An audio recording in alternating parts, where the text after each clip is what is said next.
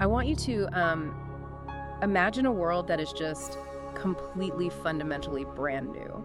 Oh, like fresh out of the box. Yeah, exactly. I'm talking so new that the air literally smells of fresh rain. You know, like the soil hasn't been turned and there is zero history. No baggage at all. Right, no baggage. Just this pristine, completely untouched landscape. And standing way up high upon the highest mountain peak in this blank slate of a world is a powerful spirit named Kala. And this is where our source material comes in, right? It is, yeah. We are looking at an excerpt today from a really beautifully illustrated storybook by Sopit Nansirasakul. It's called The Gift of Time, a legend of the human lifespan. And our mission for this deep dive is to basically explore this fascinating philosophical legend about time and purpose And how a long life isn't always a blessing. Yes, exactly. Yep. Because Kala is about to show us exactly why the same exact gift can feel entirely different depending on what you're expected to do with it. Right, because Kala is established immediately, not just as a spirit, but as the guardian of time. Which is such a cool concept. It really is. And time in this legend isn't some abstract concept. It isn't a calendar or a schedule or, the ticking of a clock. Kala is holding this heavy silken bag that pulses with a soft light. Like it's a physical thing. Exactly. And the text gives us this incredible sensory anchor right away. When Kala speaks, the voice sounds like rustling leaves. What's fascinating here is how this immediately grounds the concept of time in nature. Yeah, it's not mechanical. Right, it sets up time as a finite, tangible commodity. It's literally being scooped out of a glowing bag and distributed by the natural world itself. The visual is just so compelling. Time is a physical object it can hold. And Kala is standing on this peak, ready to distribute years of life to every living creature that will populate the earth. So who gets the first scoop? Well, the very first creature to get a scoop from this glowing bag is the first human, a boy named Aditya. And the story describes Aditya as being, just full of energy and wonder, standing before Kala on that mountain. Kala reaches into the heavy silken bag and pulls out a grant of time. And he gives Aditya exactly 30 years of life. Wow. 30 years, just hand it over. Just hand it over. But the physical allotment of years is only half of the transaction, right? The other half is the mandate that comes attached to it. Right, the fine print. Yeah, the fine print. Kala tells Aditya that these 30 years are for him to explore, learn, and enjoy this beautiful world. Okay, let's unpack this, because Aditya is basically being handed an unconditional trust fund of hours. That's a great way to put it. Right, he gets 30 years to just be a tourist in a brand new universe. There's no catch, there's no heavy lifting, no debt to repay. Just vibes. Literally just vibes. His only assigned job in the universe is to learn and enjoy himself. And his reaction makes perfect sense. Aditya smiles brightly, and he thinks 30 years is a magnificent amount of time. Of course he does. Because for Aditya, time is entirely synonymous with freedom. It's synonymous with personal discovery. Yeah, he can do whatever he wants. Exactly. Because his assigned purpose is purely for his own enrichment, learning and enjoying. The 30 years doesn't feel like a limitation. It doesn't feel like a boundary. It feels abundant. Utterly abundant. He looks at that allotment of time and sees a massive blank canvas where he has total autonomy to paint whatever he wants. Which is the dream. It is the dream. When you own your time completely, and the mandate is simply your own evolution, 30 years stretches out before you like this endless summer. Man, he gets humanity's golden ticket. He really does. But if the legend stopped right there, with everyone getting endless summers, it would just be a simple happy fairy tale. Right, there wouldn't be much of a lesson. No. The philosophical weight of the story really hits when things take a sharp turn. Because Kala reaches back into that pulsing silken bag for the next creature, and we see how quickly the concept of a gift dissolves. Yeah, this is where it gets heavy. The next creature summoned to the peak is a sturdy ox named Furrow. Okay. And Kala reaches into the exact same bag and pulls out the exact same amount of time. 30 years. Furrow is granted 30 years.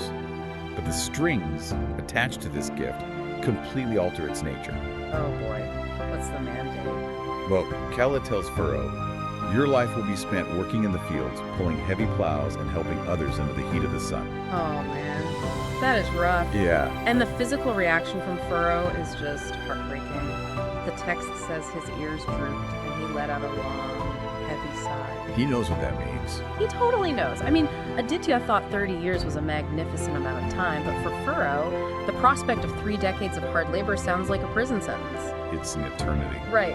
And I have to push back a little on Kala's distribution methods here. Oh, really? Yeah, because why would the Guardian of Time dole out the exact same amount of hours from the exact same bag, but attach such wildly different destinies?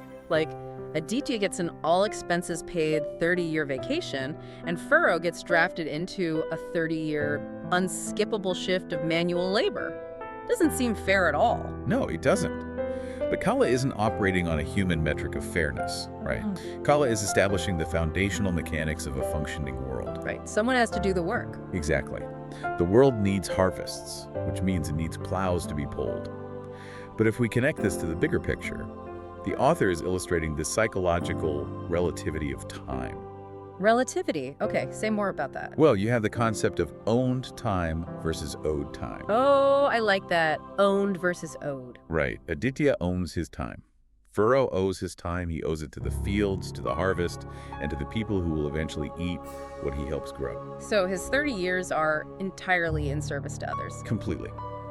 And when time is inextricably linked to physical suffering, the text specifically points to the heat of the sun and pulling heavy plows. The perception of that time slows to an absolute crawl. It's the old Einstein joke about relativity. Yeah, remind me. You know, it's like an hour sitting with a pretty girl feels like a minute, but a minute sitting on a hot stove feels like an hour. Yes, exactly. Furrow has basically just been handed 30 years on the hot stove. That is a perfect analogy. Yeah. And that alters the very definition of the lifespan. When every hour is a physical withdrawal from your body's reserves, a long life fundamentally shifts from being a blessing to being a heavy burden. Wow. Yeah, it's not a gift anymore. No.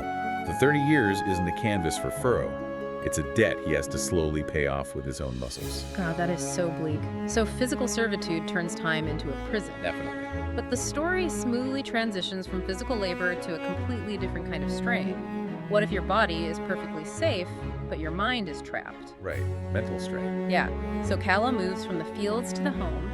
He calls forth a loyal dog named Shvan, and he dips into the glowing bag to hand out another 30-year allotment. And again, the physical math remains identical, 30 years. Still 30. But the psychological terms and conditions are completely unique this time. What does Kala tell the dog? Kala decrees that Shvan's duty is to watch over the home, bark to warn of danger, and stay awake to keep his family safe. Oh, wow. And just like with the ox, the reaction is visceral and immediate. Very much so. I love this heartbreaking detail from the text. It says Shvan's tail instantly stopped wagging. Yeah, that visual is so sad. It is. He isn't excited by the gift of life at all. He is immediately overwhelmed by the worry of being constantly alert, guarding the house for 3 decades. Which makes sense. But wait, I have a question about this. Here, go ahead. Aren't dogs naturally protective? Like if you watch a dog patrol a yard, they seem to derive purpose from knowing who is at the door, right? True. So why would a 30-year mandate of guarding be so terrible that his tail just stops wagging on the spot? It's like being the designated security guard who is never allowed to clock out or even take a nap. And that right there is the distinction. It lies in the concept of cognitive load and the inability to ever find closure in a task. Cognitive load. Right. While Furrow the ox dreads physical exhaustion from pulling plows, Sean dreads mental exhaustion. Oh, because he can't turn his brain off. Exactly. Yeah. The text explicitly uses the phrase, stay awake. Think about the biological toll of hypervigilance. When you are mandated to constantly anticipate danger, your nervous system is never allowed to reset to a baseline of safety. That sounds exhausting, like way worse than physical work almost. In some ways, yeah. Because anticipating a threat is cognitively heavier than reacting to an actual threat. Wait, really? How so? Well, an actual threat has a beginning, a middle, and an end. Yeah. The bear attacks, you fight it off, the bear leaves, it's over. Right. But anticipation is infinite. 30 years of anxiety, of perpetually waiting for the other shoe to drop, that is a completely insidious kind of burden. Yeah, I guess when you're just waiting for something bad to happen, it never ends. Right. Furrow's physical labor is brutal, but when the sun goes down, he can at least rest his muscles. The plow is put away for the night. But Shvan can't put away his vigilance. Exactly. Shvan is told he must keep his mind powered on indefinitely. The lack of an endpoint to his duty turns his 30 years into a sentence of perpetual stress.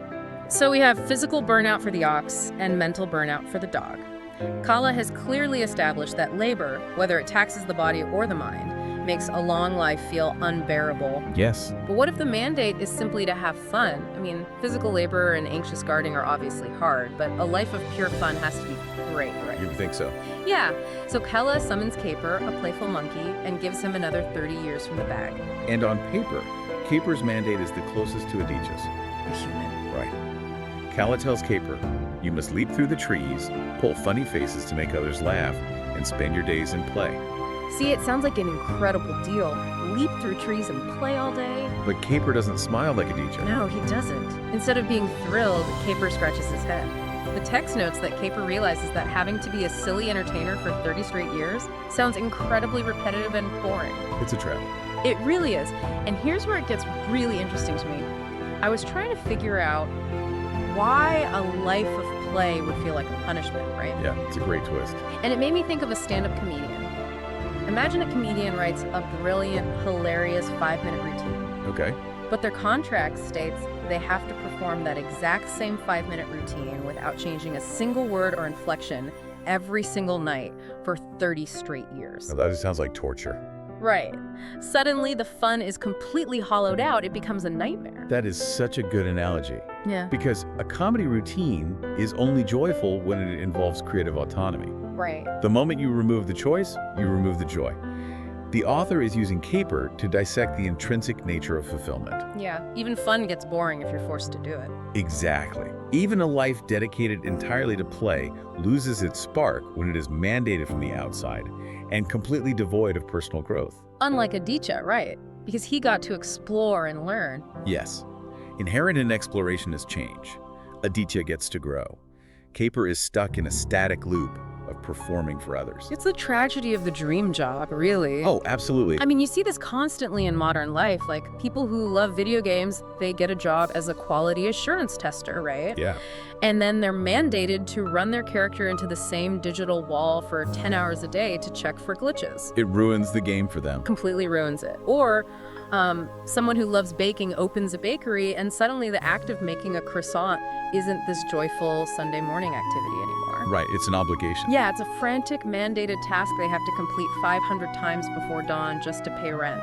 And this raises an important question, right? I want the listener to consider this.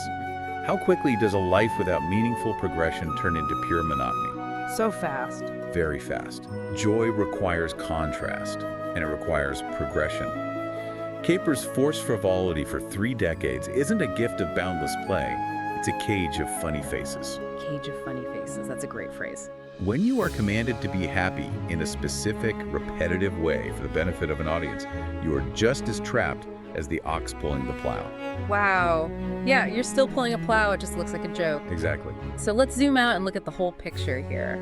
Kayla is standing on this peak, and we have 4 beings who have just received their lifespans.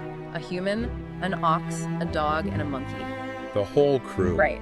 4 identical grants of 30 years pulled from that glowing silken bag. The raw math is exactly the same for all of them. 30 is 30. Which perfectly synthesizes the foundational philosophy of this legend. Time itself is entirely neutral. Neutral. Okay, I like that. Yeah, Kayla's bag isn't full of good time or bad time. It's just raw, glowing duration. It is the expectations, the autonomy, and the purpose attached to that time that give it its weight. That makes so much sense. Right. The human embraced the 30 years because it was tied to self-directed discovery. He had agency. Yeah, he could do whatever. But the animals dreaded those exact same 30 years because the time was inextricably tied to unyielding physical servitude or endless anxiety or static repetition. So what does this all mean for you, the listener? Because, you know, we aren't standing on a mythical mountain in a brand new world. No, we're not. But we are all essentially drawing hours from Kala's silken bag every single day. We all wake up and get our allotment. We all get our 24 hours. Right, but the defining variable isn't the 24 hours. The defining variable is the mandate attached to them. How are those hours being framed in your life right now? That's the real question. Yeah. Like, are you spending them like Aditya, with enough autonomy to explore and learn? Or are you spending them like Furrow, feeling the crush of endless, inescapable physical labor? Or perhaps you are living Siobhan's mandate, trapped in a cycle of cognitive overload, anticipating threats, and unable to let your nervous system rest. The hypervigilance. Yeah. Or maybe you're like Caper, stuck in a repetitive loop that might look fun or glamorous from the outside, Yeah. but is actually an incredibly stagnant cage on the inside. The golden handcuff. Exactly. It forces a deeply personal audit. Because if your days are filled with obligations that serve only to exhaust your body, drain your mind with infinite vigilance, or trap you in static repetition, it really doesn't matter how many years you have left. No, it doesn't. The duration will just feel like a burden. Yeah. The number of years we get is only the blank canvas. The real substance of a lifespan is what we are expected to do with it, and more importantly, who is setting those expectations? That's key. Who is setting them? Right. If you can inject even a fraction of Aditya's mandate into your routine to genuinely explore and learn for your own sake, you can completely change the psychological weight of the time you need to give. I completely agree. And I want to leave you, our listener, with a final lingering thought to mull over when you look at your own calendar. Okay, lay it on us. The story leaves us right at the moment the animals are processing their dread over these 30-year assignments. But imagine if you were standing on that mountain peak today. If Kala reached into that pulsing silken bag to hand you your next 30 years, what specific purpose, what exact mandate would you need to hear to make those decades feel like a true gift rather than a heavy burden? Oh, wow. That is a heavy question to walk away with. Thank you for joining us on this deep dive into the gift of time. Keep seeking out new perspectives and stay insanely curious. We will catch you on the